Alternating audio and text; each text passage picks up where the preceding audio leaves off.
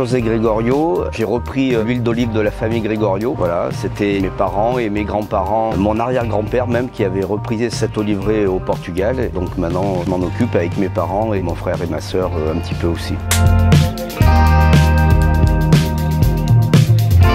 Ma passion dans le sport, c'est la boxe française. Ensuite, moi j'aime bien tout ce qui est attrait à la nature. J'aime bien les animaux, j'aime bien aller dans les bois, j'aime bien les choses simples. Et bien tout simplement, mes parents, quand ils sont arrivés à l'âge de la retraite, ils ont parlé de revendre l'oliverie. Et avec mon frère et ma sœur, c'était notre terrain de jeu quand on allait en vacances au Portugal. Du coup, ça m'a réveillé pendant la nuit et je me suis dit, mais c'est dommage de le laisser partir. Et j'ai attendu que mes parents soient réveillés pour vite les appeler et leur dire, moi je vais la reprendre. Pas question que ça s'en aille ailleurs. Je travaille aussi au restaurant universitaire, ce qui me laisse un peu de temps justement avec pas mal de congés pour justement pouvoir aller au Portugal et m'occuper de l'oliverie. En fait, c'est une micro-entreprise, donc comme je vous disais, je continue à faire mon travail au restaurant universitaire et ensuite parallèlement, je fais au moins un marché le week-end et après les gens m'appellent, ils préparent des commandes, je livre quelques comités d'entreprise, quelques associations, des petites épiceries pour écouler l'huile d'olive de la famille Gregorio. Donc c'est une huile d'olive, c'est des vieux oliviers. Alors il y en a une partie du côté de mes parents, donc dans la vallée du Douro, au nord du Portugal. Et après, il y en a une autre partie qui est plus récente pour le coup, qui est dans l'Alentejo, au sud de Lisbonne en fait. Ça c'est plutôt récent. C'est une huile d'olive issue de vieux oliviers, des arbres centenaires. Comme je le disais, c'est mon arrière-grand-père qui avait acheté l'oliverie. Du coup, elle existait déjà, il y avait des oliviers d'une 50aine d'années. Donc il y en a, ils ont plus de 200 ans maintenant. Et donc c'est des vieilles variétés, mais des oliviers qui ont du goût. Vraiment une très bonne huile d'olive.